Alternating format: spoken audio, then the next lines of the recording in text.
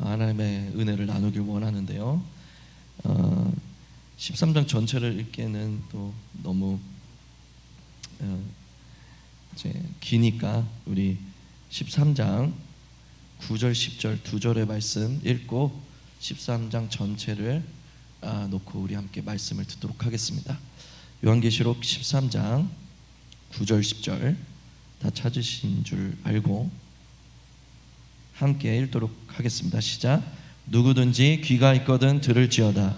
사로잡힐 자는 사로잡혀갈 것이요 칼에 죽을 자는 마땅히 칼에 죽을 것이니 성도들의 인내와 믿음이 여기 있느니라. 아멘. 제 말이 잘 들리시죠? 목소리? 오케이. 감사합니다. 오늘은 요한계시록 13장입니다.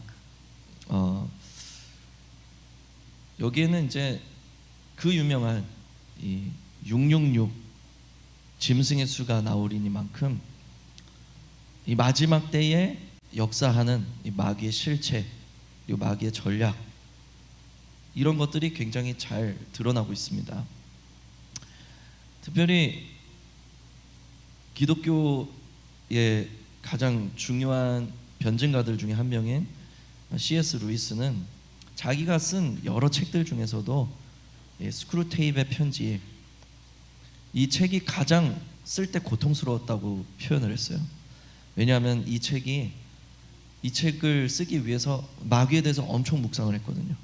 마귀는 어떻게 생각하는가, 마귀는 어떤 역사를 일으키는가. 그러니까 마귀를 계속 묵상하니까 너무 고통스러운 거죠. 그만큼 오늘 본문에서는 이제 마귀의 일들이 굉장히 많이 나오기 때문에 우리가 느낄 때 굉장히 어렵고 두렵고 그런 이제 챕터로 보기가 쉽습니다. 오늘 본문 말씀을 통해서 우리가 진정 얻어야 되는 것이 무엇인지 함께 깨닫게 되는 놀라운 은혜가 하늘로부터 부어지기를 축복드립니다. 오늘 요한계시록 13장에는 마귀의 권세가 총 3개로 묘사가 되는데요. 첫 번째는 용입니다. 용. 두 번째는 바다에서 짐승이 올라오고 세 번째는 땅에서 짐승이 올라와요. 그래서 용은 이 모든 악한 원수의 우두머리로서의 그 마귀를 뜻하는 겁니다. 이건 영적 존재죠. 땅에서 올라오는 짐승, 바다에서 올라오는 짐승은 이제 이 마지막 시대에 그리스도와 하나님의 나라와 남겨진 하나님의 교회를 대적하기 위해서 사단 마귀가, 용이, 이 영적 존재가 이 땅에서 하나님의 권세를 대적하기 위해서 사용하는 그의 수하들인 거예요. 그래서 용은 영적 존재인데 이 바다에서 올라오는 짐승, 땅에서 올라오는 짐승은 굉장히 실제적인 이 지상의 존재가 될 것입니다. 그래서 먼저는 이 바다에서 짐승이 올라옵니다. 이 바다에서 올라오는 짐승은 적그리스도의 세력을 뜻합니다. 그래서 이 바다에서 올라온 짐승을 묘사할 때 뿔이 10개고 머리가 7개고 이런 표현을 써요. 이것은 이 적그리스도의 영이 역사상 계속 있어 왔다는 걸 의미해요. 그러니까 그리스도를 대적하는 정치 권력, 그게 지금까지 계속 있어 왔다는 거예요. 그 정치 권력들, 적대적인 정치 권력들의 총체적인 표현이 바로 뿔 10개, 머리 7개 이런 거예요. 그 중에서도 머리 하나를 집중 조명하면서 나타내는데 이 머리 하나가 지금까지 적그리스도의 영이 계속해서 활동해 왔으나 마지막 그때 나타나게 될 가장 강력하고 가장 적대적인 정치 권력을 표현하기 위해서 한 머리를 집중해서 조명하고 있습니다. 무슨 말이에요? 지금까지 쭉 적그리스도의 영이, 이 적그리스도의 영은 어떤 영이냐? 인간의 정치 권력 속에서 그리스도의 나라를 대적하는 영이에요. 그래서 적대적인 정치 권력들이 있어 왔단 말이죠. 그래서 예수 그리스도가 태어날 때부터 그랬어요. 헤롯 왕이라는 정치 권력을 움직여서 이 적그리스도의 영이, 헤롯 왕이 그 일을 실제로 실행했지만 그 뒤에서 역사하는 영은 무엇이냐? 적그리스도의 영이다. 그래서 예수 그리스도가 태어나자마자 예수 그리스도를 죽이려고 달려드는 게 마귀가 막 용의 모습으로 나타난 게 아니라 적그리스도의 영을 통해서 이 지상의 정치 권력을 사용하여서 예수 그리스도를 핍박한 거예요. 결국 예수 그리스도가 십자가에 달리게 된 것은 마귀가, 귀신이 예수 그리스도를 십자가에 못 박은 것이 아니라 적그리스도의 영의 그 인도함을 받아서 그 하수인 노릇을 하는 이 땅의 정치 권력이 예수 그리스도를 못 박아 죽인 거죠. 예수께서 승천하시고 이 땅에 남은 교회를 누가 핍박했습니까? 네로 황제, 도미티아누스, 이런 로마의 역대 황제들이 그 적그리스도의 영을 받아서 교회를 잔멸하기 시작한 거예요. 뿐만 아닙니다. 이 땅에서 여러 이런 적대적인 정치 권력들이 있었습니다. 히틀러는 유대인들을 말살하고 교회를 핍박해서 자기의 정치적 입지를 공고히 했습니다. 과거에 팽배했던 공산주의는 아직도 남아서 예수 그리스도의 교회를 핍박하고 있습니다. 이런 여러 가지 정치 권력 뒤에서 숨어서 누가 역사하고 있느냐? 적그리스도의 영이 역사하고 있었다라는 거예요. 그런데 그 적그리스도의 활동이 계속해서 지구의 역사를 따라서 계속해서 활동이 일어나는데, 인류의 최후 예수님이 재림하시기 직전에 일어날 이 대환란 속에서는 지금까지 있어왔던 그 어떤 정치 권력보다 더 강력한 정치 권력이 일어날 것이고, 그 강력한 정치 권력이 그 어떤 시대보다 교회와 하나님의 나라를 대적하게 될 것이다 라는 거예요. 그래서 적그리스도는 지금까지 계속 있어 왔습니다. 그런데 마지막 그때에는 그 적그리스도들 중에서도 유일한 적그리스도, 세상의 권력을 통합하고 그 정치 권력을 이용해서 교회와 성도들과 하나님의 나라를 대적할 그러한 존재가 나타나게 되는데, 또는 그런 세력이 나타나게 되는데, 그것을 바다에서 올라온 짐승, 즉 적그리스도라고 부르는 것입니다. 그래서 이 적그리스도는 정치 권력을 의미하기 때문에 666이라는 표현을 씁니다. 이 666, 오늘 본문에 나오는 666 짐승의 수에 대해서 굉장히 많은 그런 추측과 주장이 많이 있어 왔습니다. 처음에 이 그 경제 체계가 현대화돼 가면서 크레딧 카드의 개념이 나왔잖아요. 그러면서 그 시대에 이 666이 무엇이냐? 바로 신용카드다. 그렇게 이제 주장하는 주장이 굉장히 강력했던 시대가 있었습니다. 그 시대가 지나니까 또 이제는 이 666이 슈퍼컴퓨터다, 또는 베리칩이다, 이런 주장들이 굉장히 많이 왔어요. 그런데 이 666이 무엇이냐? 이 666은 사람의 이름이나 그 이름의 수라고 했는데, 이 666이 무엇이냐를 밝히는 것보다 더 중요한 것은 이 666이 의미하는 것이 무엇이냐, 그게 훨씬 더 중요한 거예요.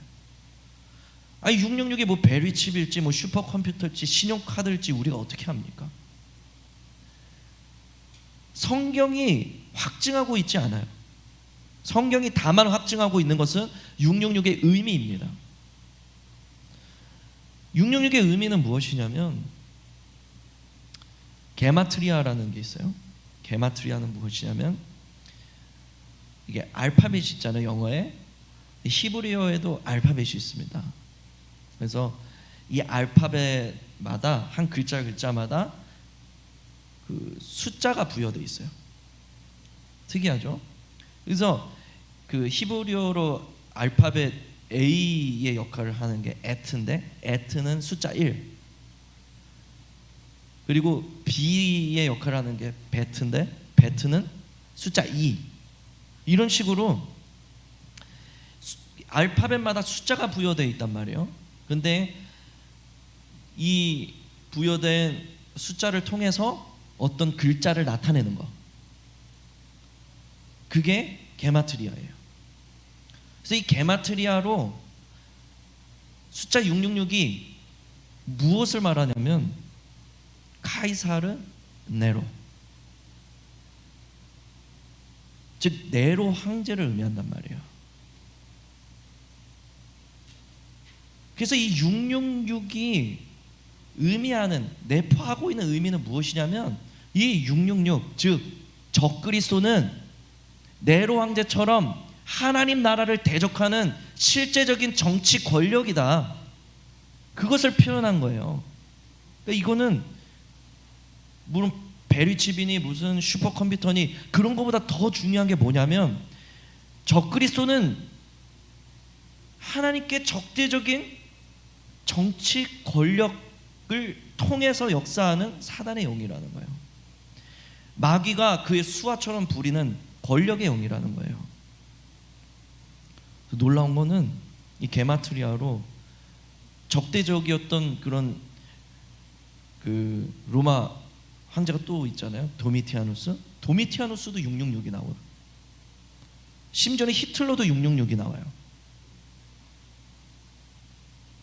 그러니까 666, 즉 적그리스도라는 것은요, 정말 중요한 개념이 무엇이냐면 적그리스도는 실제적인 정치 권력이 될 것이다. 그러니까 기독교가 마지막 때에 어떤 핍박을 당하느냐, 정치 권력을 통해서 사회적인 핍박을 당하는 거예요. 법적이고 사회적인 핍박. 그게 성경이 진정으로 우리에게 말해주고자 하는 666의 의미라는 거죠. 또 한편으로는 이 666은 6이 3번 반복되잖아요. 6은 성경의 의미로 불완전을 뜻합니다. 근데 이 불완전이 3번 반복됐어요. 3은 또한 완전이죠. 그러니까 완전 불완전하다, 완전한 실패를 의미하는 게 이 또 666의 또 다른 의미이기도 합니다. 그래서 이 적그리스도가 이 땅에 나타나서 하는 일이 무엇이냐면 하나님을 모방해요. 예수 그리스도를 모방합니다. 그래서 하나님은 어떤 분이시죠? 우리가 믿는 하나님, 그 놀라운 신비로움으로 삼위일체를 가지고 계신 분이세요. 아버지 하나님, 성자 예수님, 성령 하나님이 세 분이시면서 또한 완벽하게 하나로 연합되고 있는, 그 사람이 이성으로 이해할 수 없는 완전한 신비, 그게 우리가 믿는 하나님이시거든요. 근데 이 삼위일체를 흉내내서 사단도 모방해서 어떤 형태를 취하냐면 용, 그러니까 사단, 마귀, 그리고 그의 수하 첫 번째 적그리스도, 두 번째 땅에서 올라온 짐승, 이것은 거짓 선지자를 의미합니다. 거짓 선지자. 그래서 악의 삼위일체를 만들더라는 거예요. 심지어는 예수 그리스도의 십자가와 부활을 모방합니다. 그 7 머리 중에 하나가 거의 죽을 뻔하다가 다시 치유되어서 살아나요. 일어나요. 그래서 거기에 두려움을 느낀 사람들이 이 적그리스도를 따르기 시작합니다. 죽을 뻔했다가 다시 살아나요. 예수 그리스도는 죽었다가 살아났는데 적그리스도는 죽을 뻔하다가 다시 살아나요. 십자가와 부활을 흉내내서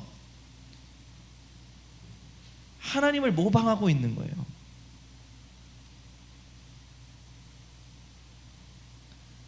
그래서 666은 애써서 하나님을 모방하지만 결국에는 실패할 수밖에 없는 완벽한 모조품, 완벽한 실패자으로서의 마귀의 역사를 꼬집는 그런 의미가 담긴 숫자이기도 하다라는 겁니다.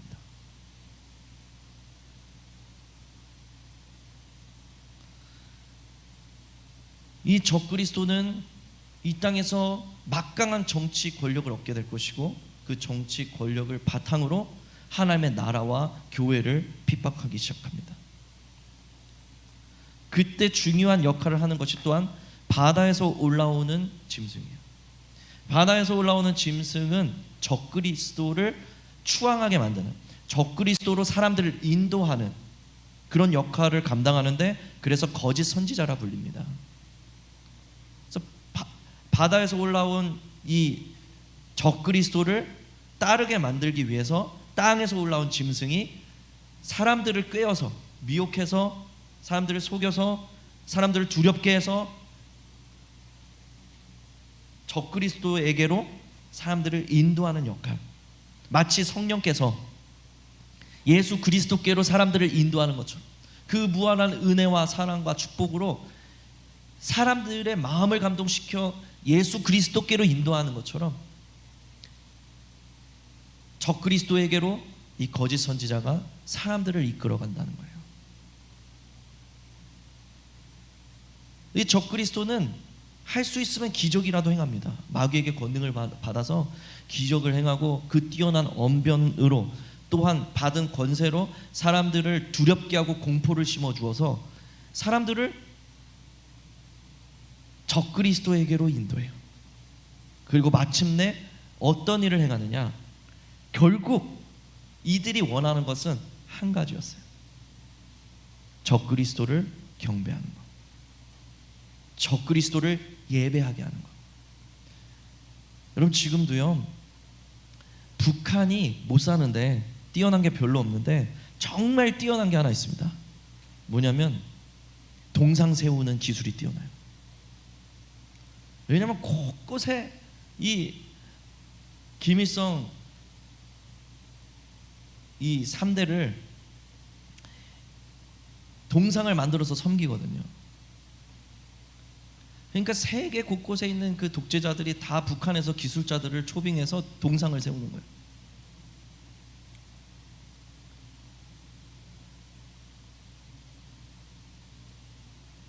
북한뿐 아니죠. 로마 이후로 존재했던 수없이 많은 정치 권력들이 결국은 그 지도자를 숭배하는 일로 빠지게 됩니다. 근데 그런 역사가 지금도 공산권에서 우리가 맛을 보잖아요. 그런데 그런 역사가 전 세계적으로 권력을 잡은 권력자를 통해서 일어나게 될 거라는 거예요.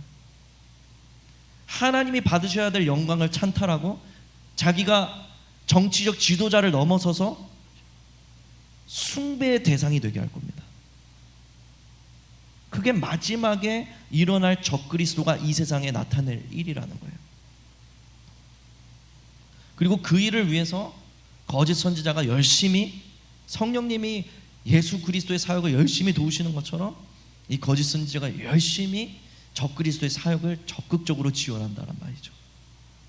초자연적인 역사로, 그의 화려한 언변으로, 그가 부여받은 그런 권력을 통해서 세상 사람들을 적그리스도를 숭배하는 자리로 이끌고 갈 것입니다. 그래서 여러분, 오늘 본문이 우리에게 분명히 증언하는 것은 무엇이냐면, 그때가 되면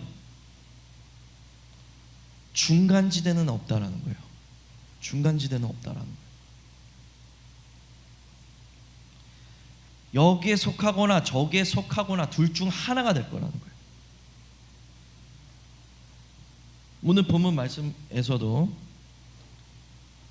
8절에 이 땅에 사는 자들은 그 짐승에게 경배하리라.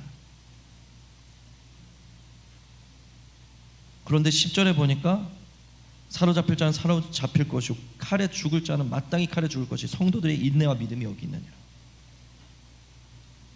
두 부류로 나뉜다는 거예요. 생명을 걸고 믿음 지키는 자들이 있고,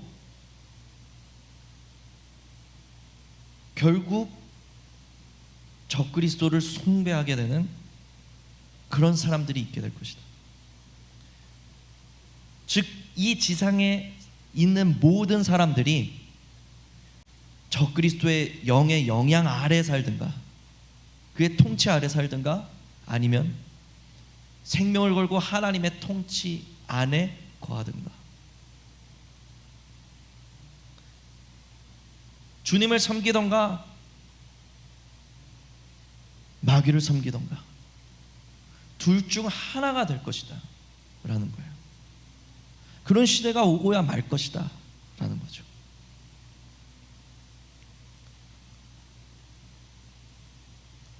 우리는 중간지대가 없는, 애매한 사람은 존재할 수 없는 그런 시대를 통과하게 될 겁니다. 그런 시대 속에서 그 마지막 시대가 가지고 있는 그 전쟁의 성격을 우리에게 분명하게 보여주고 있어요. 지금까지 들은 걸 다 잊어버려도 상관없어요, 여러분. 한 가지, 그 마지막 때에 우리가 진짜 해야 되는 싸움이 무엇이냐? 그 싸움이 바로 예배라는 겁니다. 누구를 경배할 것인가의 싸움.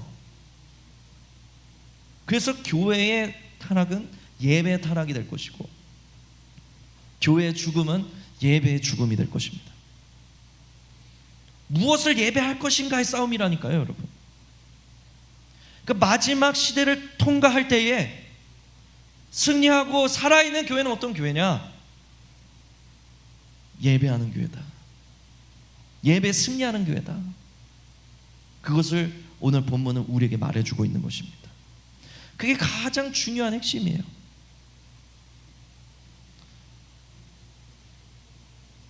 예배는 우리의 생명입니다. 예배보다 중요한 것이 교회에는 없어요. 그런데 원수는 교회들로 하여금, 그리스도의 신부들로 하여금 예배보다 중요한 것들이 많아지도록 할 거예요. 교회 안에서도 예배보다 이게 더 중요해 라고 생각하게 만들 겁니다. 예배는 점점 약해질 것이고, 교회는 마지막 때를 뚫고 나갈 수 있는 힘과 능력을 잃어버릴 것입니다. 순교까지 불사하는 그 영적인 능력을 잃어버리게 될 것입니다. 그러나 그 마지막 때에도 죽기까지 주님을 예배함으로 승리하는 백성들이 나타나는 거죠. 그 사람들이 예배에 승리하는 예배자들이라는 거예요. 저와 여러분들이 오늘 드리고 있는 예배는 그냥 문화 활동이 아닙니다. 성도와 교회의 생명인 거예요. 생명. 예배는 그냥 시간 때우다 가는 그런 시간이 아니에요. 마지막 때의 교회가 생존하고 마지막 때의 교회가 이 시대를 능히 이기고 승리하기 위해서는, 비록 죽는다 할지라도 끝까지 믿음으로 승리하기 위해서는 반드시 살아있는 예배가 우리 가운데 드려져야 하는 것입니다.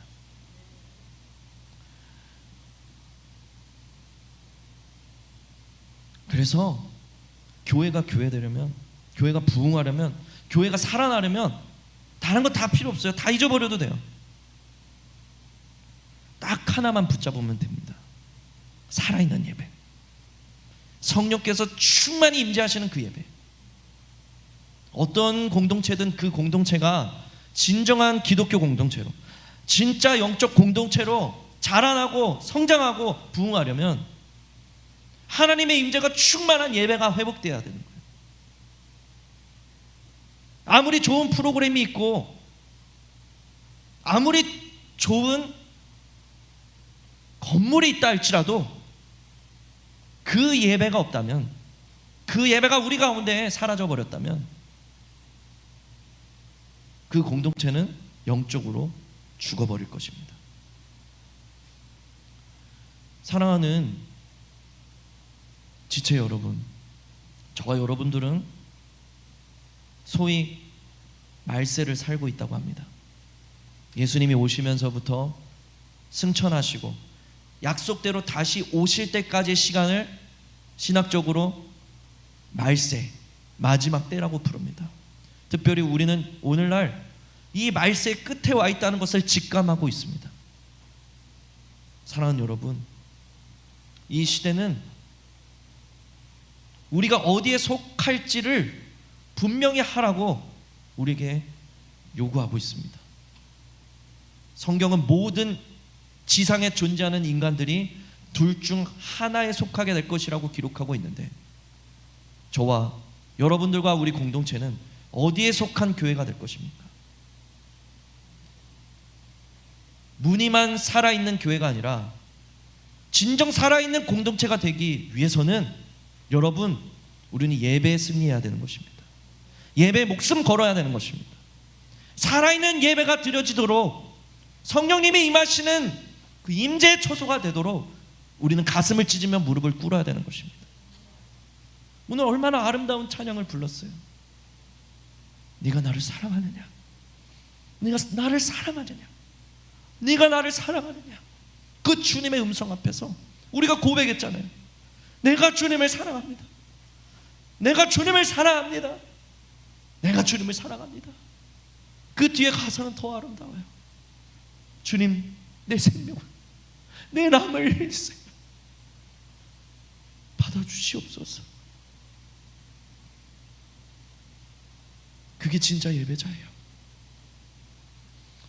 여러분들이 그냥 노래를 부른 것이 아니길 바랍니다. 이 가사가 여러분들의 삶의 진정한 고백이 되시길 바랍니다. 그 사람들이 있는 곳에 진짜 예배가 일어나는 거예요. 진짜 예배가. 여러분, 이제 우리의 예배가 어떻게 보여야 되겠습니까? 이 예배는 우리의 생명으로 느껴져야 되는 거예요. 우리의 생명으로 보여야만 하는 거예요. 지금도 지구 어딘가에서는 예배 드린다는 것이 내 생명을 주님께 드리는 사랑의 고백입니다. 예배 드린다는 것이 생명을 걸어야만 되는 행위입니다. 지금도 이슬람권에서는 예배 드리는 교회에 폭탄 메고 와서 자살 폭탄 테러하는 그런 곳들이 얼마나 많은지, 매 주일마다 예배 드릴 때마다 내 생명을 주님께 드린다는 그 고백으로 나와서 예배 드려야 되는 곳들이 얼마나 많은지. 정말 살아있는 예배가 드려지는 곳들은 미국이나 한국처럼 편안하게 예수 믿을 수 있는 곳들이 아니더라고요. 정말 살아있는 성도들은 바로 그런 곳에서 발견되더라고요. 저는 여러분들을 사랑하기 때문에 여러분들 고생 안 했으면 좋겠어요. 그런데 고생해서라도 여러분들이 주님을 더 뜨겁게 사랑할 수만 있다면 그랬으면 좋겠어요. 나쁜 목사죠. 정말이에요. 그게 가장 귀하다는 것을 아니까. 사랑하는 여러분, 살아있는 예배 드리는 공동체 되길 원합니다. 예수님만 사랑하는 거룩하고 순결한 하나님 세대 되시기를 예수님의 이름으로 축복합니다. 우리 그 믿음의 고백으로 나는 예배자입니다. 함께 고백합니다.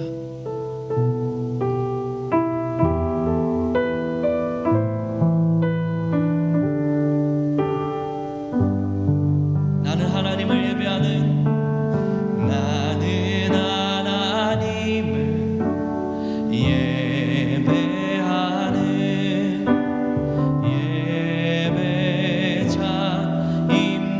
예배자입니다.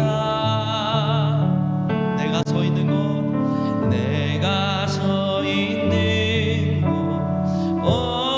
어디서나 하나님을 예배합니다.